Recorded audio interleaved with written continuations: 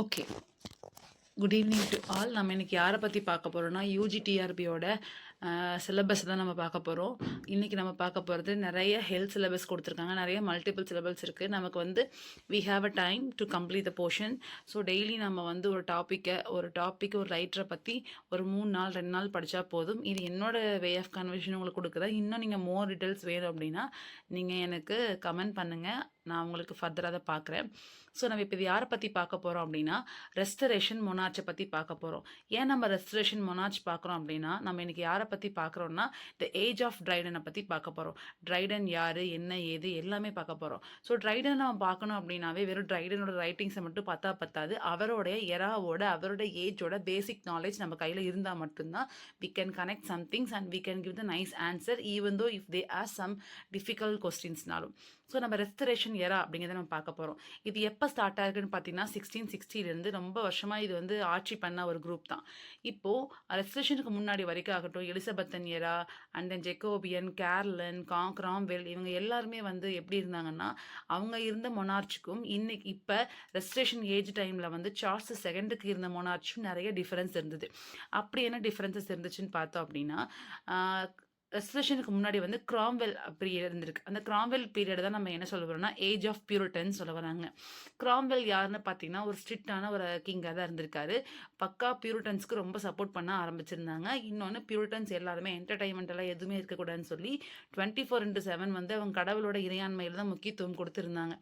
அந்த டைமில் என்ன நடக்குதுன்னு பார்த்தீங்கன்னா மக்கள் ரொம்ப கையாட்டிக்காவும் ஆனாங்க. 24 மணி நேரமும் ஒரே ப்ரேயிங் சொல்லும் போது தே மே கெட் டயர்டு. அதுக்கப்புறம் சார்ல்ஸ் செகண்ட் வரும்போது தான் அந்த ரெஸ்ட்ரேஷன் ஏறாங்கிறது ஸ்டார்ட் ஆகுது.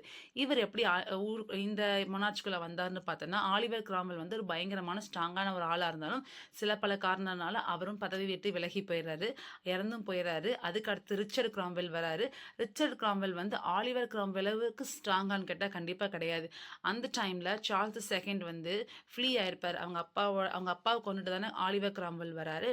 அதனால தான் அப்பாவோட உயிர் போனதுனால இவரும் பயந்துட்டு எஸ்கேப் ஆயிடுறாரு. எகைன் இந்த ரிச்சர்ட் கிராம்வெல் வந்ததுக்கப்புறம் பயங்கரமாக போரெல்லாம் போட்டு பயங்கரமான விஷயங்கள்லாம் பண்ணிட்டு சார்ல்ஸ் செகண்ட் உள்ளே வராரு. உள்ளே வந்த உடனே இத்தனை கிங் நடத்துனதுக்கும் இன்றைக்கி சார்ல்ஸ் செகண்ட் நடத்துறதுக்கும் நிறைய வித்தியாசங்கள் இருந்துச்சு. என்ன நடந்துச்சுன்னு பார்த்தீங்கன்னா சார்ல்ஸ் 2 வந்து என்ன பண்ணுறான்னா மக்களுக்கு ரொம்ப பேலன்ஸ்டாகவே கொண்டு போகணுன்ற மனப்பான்மை கொண்டு வந்திருக்காரு. இத்தனை நாளாக 1642 தேட்டர் ஆக்ட் கொண்டு வந்திருப்பாங்க. அதாவது தேட்டர் எல்லாத்தையும் க்ளோஸ் பண்ணியிருப்பாங்க. இவர் தேட்டரை ஃபுல்லாக க்ளோஸ் பண்ணியிருப்பாங்க 1642 டில் 1660 வரைக்கும் என்ன இருக்குன்னு பார்த்தீங்கன்னா தேட்டரை க்ளோஸ் பண்ணி வச்சுருக்காங்க. எந்தவித என்டர்டைன்மெண்ட்டுக்குமே அவங்க அளவுக்கு எதுக்குமே அவங்க ரெஸ்பான்ஸ் கொடுக்கல. பட் சார்ல்ஸ் செகண்ட் வந்து தான் என்ன பண்ணுறாங்கன்னா ஓப்பன் தேட்டர்ஸ் எல்லாத்தையும் ஓப்பன் பண்ணணும்னு சொல்கிறாரு. அதனால தான் அவர் ஏஜை நம்ம என்ன சொல்லுவோம்னு பார்த்தீங்கன்னா ரெஸ்டரேஷன் அப்படின்னு என்ன அர்த்தம், இந்த பிரிங்க ரீஸ்டோரேஷன், அதாவது எல்லா என்டர்டைன்மெண்ட்டையுமே எதெல்லாம் க்ளோஸ் பண்ணி வச்சிருந்தாரோ ஆலிவர் கிராம்வெல் அது எல்லாத்தையுமே ரீஸ்டோர் பண்ணி விட்டார். அது மாதிரி தான் பார்லிமெண்ட் அப்படின்னு நீங்கள் பார்க்கும்போது அவ்வளோ சீக்கிரம் மக்களால் அக்செப்ட் பண்ண பார்லிமெண்ட்டை கிங்னால் அக்செப்ட் பண்ணிக்க முடியல. ஆனால் he is the first king who embraces the parliament மொமெண்ட்டுங்கிறத சொல்கிறாரு. அப்போ தான் சட்டசபையும் ஆகட்டும் பொலிட்டிக்கல் டிசைர்ஸும் ஆகட்டும் ரெண்டா பிரிய ஆரம்பிக்குது. பாருங்க, balance between the king and parliament. கிங்குக்கும் பார்லிமெண்ட்டுக்கும் நல்ல பேலன்ஸ் கொடுக்க ஆரம்பிக்கிறாங்க. அண்ட் தென் கொஞ்சம் இவர் வந்து அப்சல்யூட்டை ஃபாலோ பண்ண ஆரம்பிக்கும். அப்சல்யூட்டிசம்னா என்னன்னு பார்த்தோம் அப்படின்னா ஒன்றும் இல்லை, கிங் சொல்கிறது தான் எல்லாமே அப்படிங்கிற ஒரு மனநிலைமை வருது. மக்கள் வந்து சார்ல்ஸ் செகண்டும் சோஃபா இந்த கிங் மாதிரி தான் இருப்பாங்களோ மிகப்பெரிய குழப்பங்களும் வந்திருக்கு. இன்னொரு சமயத்தில் என்ன நடக்குதுன்னு பார்த்தீங்கன்னா பியூரிட்டனிசம் அப்படிங்கிறது ரொம்ப பீக்கில் போகுது. ரோமன் கத்தோலிக்ஸ்க்கு வந்து எந்த உரிமையுமே கொடுக்கல. அண்ட் தென் இப்போ என்ன நடக்குதுன்னா 2 குரூப்பாக பிரிகிறாங்க. இந்த பொலிட்டிக்கல் பார்ட்டி விக்ஸ் எல்லாம் ஒரு பக்கமும் டோரிஸ் எல்லாம் ஒரு பக்கம் வராங்க. விக்ஸ் எதை சப்போர்ட் பண்ணுறாங்கன்னு பார்த்தீங்கன்னா பார்லிமெண்ட் சப்போர்ட் பண்ணுறாங்க, which is known them as round ஹெட்ஸ்னு சொல்ல வராங்க, ஆர் ப்ரொட்டஸ்டன்ட் சொல்ல வராங்க. டோரிஸ் யார் சப்போர்ட் பண்ணுவாங்கன்னு பார்த்தீங்கன்னா கிங்குக்கு மட்டும்தான் சப்போர்ட் பண்ணுவாங்க, மொனார்ச்சுக்கு மட்டும்தான் சப்போர்ட் பண்ண ஆரம்பிக்கிறாங்க. இந்த மாதிரி இங்கிலாண்டில் விக்ஸு டோரிஸ்ன்னு ஒர்க்கிங் கிளாஸ் கண்டிஷனில் ஒரு பக்கம், ஹையார்கியில் மொனார்ச் இருக்கவங்கெல்லாம் 2 டீமாக பிரிய ஆரம்பிக்கிறாங்க.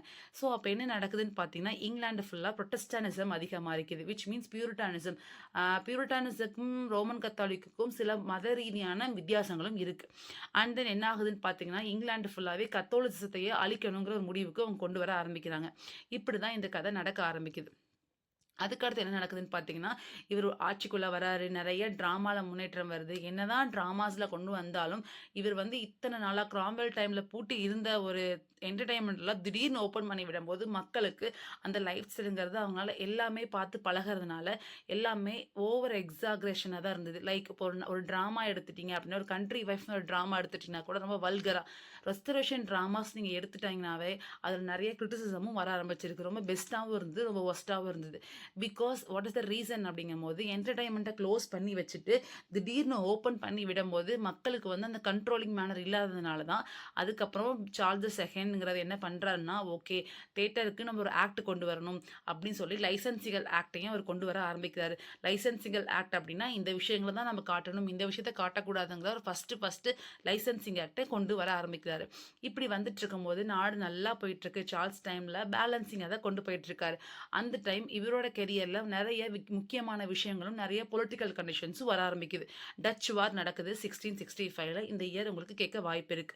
பிளேக் இயர் அப்படின்னா 1665 இங்கிலாந்து ஆஃப் லண்டன். லண்டன் ஃபுல்லா என்ன ஆகுதுன்னு பார்த்தீங்கன்னா, இங்கிலாந்து ஃபுல்லா என்ன ஆகுதுன்னு பார்த்தோம்னா பிளேக் வருது. பயங்கரமான பிளேக், எலினால மக்கள் ரொம்ப சிரமப்படுறாங்க. அதுக்கு அடுத்தது நிறைய இழப்பும் ஏற்படுது. அந்த நெக்ஸ்ட் இயர்லேயே 1666ல என்ன நடக்குதுன்னு பார்த்தீங்கன்னா, மிகப்பெரிய ஃபயர் நடக்குது. ஒரு 3 நாள் அந்த ஃபயர் நடந்திருக்கும். இங்கிலாண்டே தீ பிரிச்சு எரியுது. மக்களால கண்ட்ரோல் பண்ணவே முடியல. பட் இந்த நான் கெட்டதுலயும் ஒரு நல்லது நடக்கிற விதமா இந்த கிரேட் ஃபயர் ஆஃப் லண்டன் அப்படிங்கிற வரும்போது, அந்த ஃபயர் நடந்த 3 நாள் நடந்திருக்கும் இல்லையா? ஃபயர் வந்துன்னா அது ஈஸியா அணைக்கக்கூடிய ஃபெசிலிட்டிஸ் அந்த காலத்துல கிடையாது. அந்த ஃபயர் 3 நாளா பத்தி எரிஞ்சோடனே அந்த டைம்ல பிளேக் இருந்த அந்த பிளேகை பரப்பக்கூடிய ரேட்ஸ் எல்லாமே இறந்து போயிருது. ஸோ இது ஒரு நல்லதாக கூட இருந்ததா பார்க்கப்படுறாங்க. அண்ட் தென் சார்ல்ஸ் செகண்ட் ஸ்லோவா பியூரிட்டனிசம்ல இருந்து என்னவா மாற ஆரம்பிச்சிட்டு இருக்காருன்னா, கொஞ்சம் கொஞ்சமா ஆர்சிக்கு சப்போர்ட் பண்றத மக்கள்னால பியூரிட்டன்ஸ்னால தாங்கிக்க முடியல. விச் இஸ் இதை யார் ரொம்ப எகெயின்ஸ்ட் பண்றாங்கன்னு பார்த்தீங்கன்னா, விக்ஸ் தான் ரொம்ப ரொம்ப எகெயின்ஸ்ட் பண்ண ஆரம்பிக்கிறாங்க. தென் டெஸ்ட் ஆக்டை கொண்டு வராங்க 1673. பாப்பிஷ் பிளாட் கொண்டு வராங்க 1678. இது டச் வார் உங்களுக்கு சொல்லிட்டேன். பிளேக் இயர் சொல்லியாச்சு. கிரேட் ஃபயர் ஆஃப் லண்டன்ல என்ன நடந்துன்னு சொல்லியாச்சு. ஸ்டார்ஸ் டூ இந்த பாப்பிஷ் பிளாட்டும் எக்ஸ்க்ளூஷன் பில் அந்த 2 டாபிக்ஸ்மே நான் உங்களுக்கு பின்னாடி போக போக என்னங்கிறத சொல்றேன். நெக்ஸ்ட் பொலிட்டிக்கல் கண்டிஷன்ஸ் என்ன நடக்குதுன்னு பார்த்தீங்கன்னா, சொன்னேன் இல்லையா, கிங்கும் பார்லிமெண்ட்டும் ரெண்டும் ஒரு பேலன்சிங் மெத்தட்ல தான் கொண்டு போயிட்டு இருக்காங்க. தென் மக்கள்கிட்ட வந்து அப்சல்யூட்டிசம் வந்துருமோங்கிற ஒரு பயம் இருக்கும். விச் மீன்ஸ் தட் அப்சல்யூட்டிசம் அப்படின்னா கிங்குக்கு தான் எல்லா பவரும் இருக்கு, கிங்கு தான் கடவுள் மாதிரி அப்படிங்கிற ஒரு இசம் அப்படின்னு சொல்ல வராங்க. நெக்ஸ்ட் என்னன்னா, விக்ஸ் எல்லாம் பார்லிமெண்ட் சப்போர்ட் பண்றாங்க. மோஸ்ட்லி விக்ஸ் எல்லாரும் யாரா இருக்காங்கன்னு பார்த்தீங்கன்னா பியூரிட்டன்ஸாக தான் இருக்காங்க. டோரிஸ் ஃபுல்லாக கிங் என்ன சொன்னாலும் ஆமா ஆமாங்கிற தலையாட்டுற கேட்டகரியாகவும் இருக்காங்க. இப்போ என்ன நடக்குதுன்னு பார்த்தீங்கன்னா, இந்த விக் பார்ட்டியை யாரை வந்து ஃபவுண்ட் பண்ணதுன்னு பார்த்தோம் அப்படின்னா, ஆஷ்லி ஆந்த்லி கூப்பர் தான் இதை வந்து ஃபவுண்ட் பண்ண ஆரம்பிக்கிறாரு. இதுக்கு சப்போர்ட் இப்போ என்ன நடக்குதுன்னு பார்த்தீங்கன்னா, ஒரு மிகப்பெரிய பொலிட்டிக்கல் கண்டிஷன் வந்து இங்கிலாந்துக்குள்ளே பரவ ஆரம்பிக்குது. அப்படி என்ன அப்படிங்கிறத நான் சொல்கிறேன். ஃபர்ஸ்ட் என்ன நடக்குதுன்னு பார்த்தீங்கன்னா, இந்த ஆஷ்லி ஆந்த்லி கூப்பர் தான் வந்து விக் பார்ட்டின்னு ஒரு பார்ட்டியை உருவாக்குறாரு. இதுக்கு சப்போர்ட்டடாக யாரோட சப்போர்ட்டை வாங்குறாங்கன்னு பார்த்தீங்கன்னா, ஜேம்ஸ் த ஸ்காட். ஜேம்ஸ் த ஸ்காட் யாரு அப்படின்னு பார்த்தோன்னா, இதுக்கு ஒரு சின்ன ஒரு பிஹைண்ட் ஸ்டோரி இருக்கு. என்ன நடக்குதுன்னு பாருங்க. சார்ல்ஸ் செகண்ட் ரெஸ்டரேஷன் இயராவை நல்லா கொண்டு போயிட்டு இருக்காரு. சில பல கண்டிஷன்ஸ்னால அவருடைய பதவியை கண்டினியூ பண்ண முடியல. அப்ப என்ன நடக்குதுன்னு பார்த்தீங்கன்னா, who is the next king of England ஒரு மிகப்பெரிய கன்ஃபியூஷன் மக்களுக்குள்ள வர ஆரம்பிக்குது. அப்ப என்ன யோசிச்சுட்டு இருக்காங்கன்னு பார்த்தோம் அப்படின்னா, யார் கிங்கா இருக்கணும்னு யோசிக்கும் போது சார்ல்ஸ் டூக்கு ஒரு ப்ராப்பரான ஹையர் கிடையாது. எல்லாமே அவருக்கு லெஜிட்டிமேட் சன் கிடையாது, இல்லெஜிட்டிமேட் சன்னா தான் இருந்திருக்காங்க. அப்ப என்னன்னு பார்த்தீங்கன்னா, அவருக்கு ஒரு பிரதர் இருந்திருக்காரு, ஜேம்ஸ் செகண்ட்னு சொல்ல வராங்க. இவர் வந்து யாருன்னு பார்த்தீங்கன்னா, ரோமன் கத்தோலிக். சார்ல்ஸ் செகண்ட் என்ன நினைக்கிறாருன்னு பார்த்தீங்கன்னா, ஜேம்ஸ் செகண்டை வந்து என்ன